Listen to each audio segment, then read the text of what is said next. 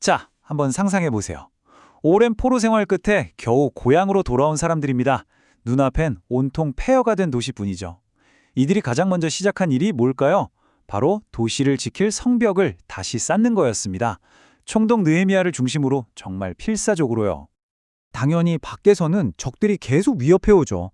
그래서 기록을 보면 한 손에는 연장을, 다른 한 손에는 무기를 들고 성벽을 쌓았다고 해요. 정말 절박했겠죠. 그런데 말이죠.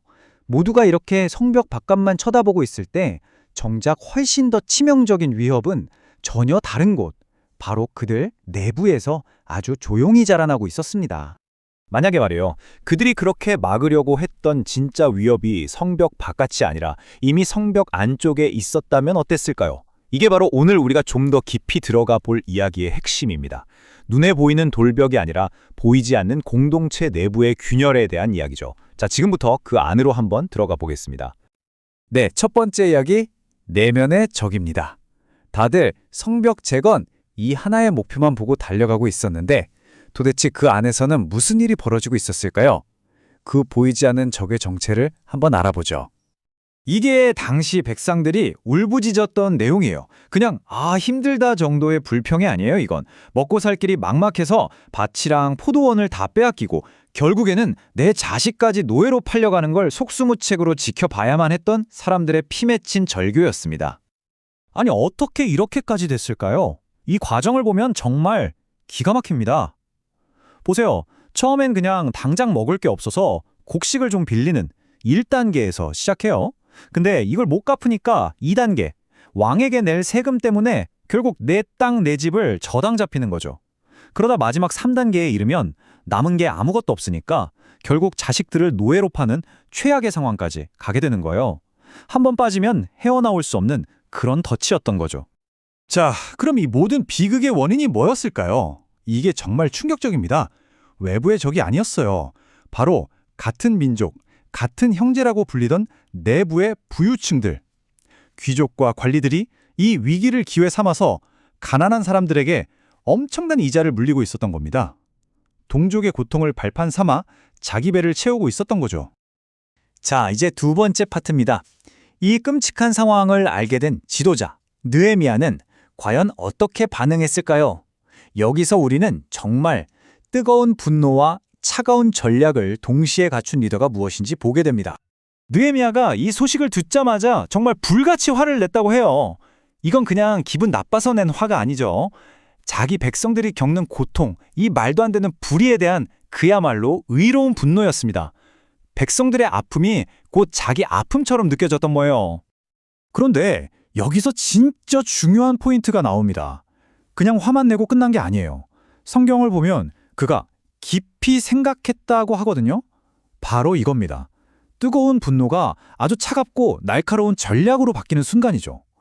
감정적으로 폭발하는 게 아니라 자, 이 문제를 어떻게 해결해야 하지? 하고 치밀하게 계획을 세우기 시작한 겁니다. 그리고 느헤미야가 내놓은 계획은 정말 명확하고 단호한 3단계였어요. 첫째, 귀족들을 다 불러 모아서 공개적으로 꾸짖습니다. 당신들 지금 하는 짓이 옳지 않다고요. 둘째, 말로만 끝내는 게 아니라 당장 뺏은 땅이랑 집, 부당하게 받은 이자까지 싹 다 돌려줘라고 명령하죠. 그리고 마지막 셋째, 제사장들 앞에서 다시는 그러지 않겠다는 맹세를 시키고 어기면 저주를 받을 거라고 선포해서 아예 못을 박아버립니다. 이 부당한 시스템 자체를 그냥 완전히 박살 내버린 거죠. 자, 세 번째 이야기, 진정성의 대가입니다. 사실 남한테 이렇게 해라, 저렇게 해라 말하는 건 쉽잖아요. 진짜 리더십은 여기서 드러납니다. 느헤미야가 자기가 한 말에 대해 스스로 어떤 대가를 치렀는지 한번 보시죠.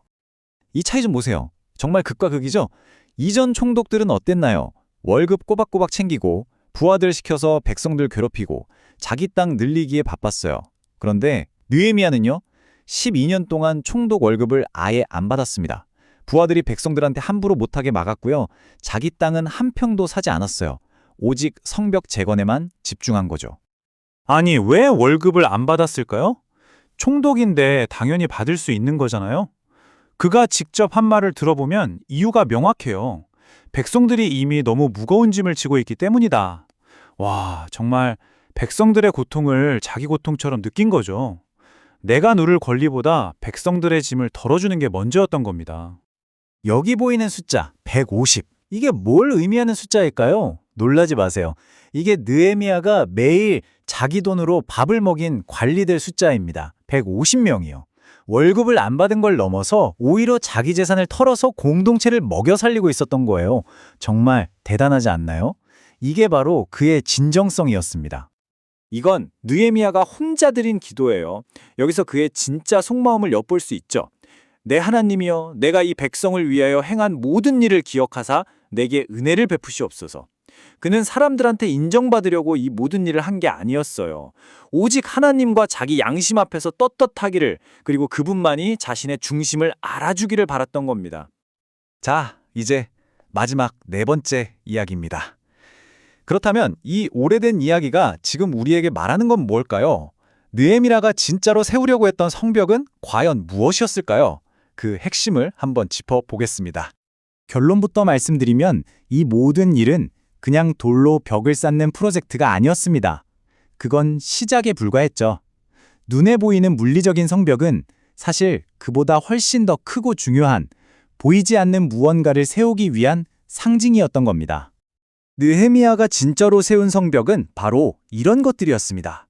가난한 사람들을 지켜주는 경제적 정의라는 성벽, 리더와 구성원들 사이에 깨지지 않는 신뢰라는 성벽, 그리고 우리는 하나라는 공동의 가치관과 리더의 진정성이라는 성벽까지요. 이런 보이지 않는 벽들이야말로 어떤 공동체든 무너지지 않게 지켜주는 진짜 힘이라는 걸 느헤미야는 보여준 겁니다. 그래서 마지막으로 이 질문을 던지고 싶습니다. 지금 여러분이 속한 팀, 조직 혹은 우리 사회가 정말로 쌓아야 할 진짜 성벽은 무엇일까요? 눈에 보이는 문제들 너머에 우리가 혹시 놓치고 있는 내면에 무너진 성벽은 없을까요? 오늘 이 이야기가 그 답을 찾는데 작은 도움이 되었으면 좋겠습니다.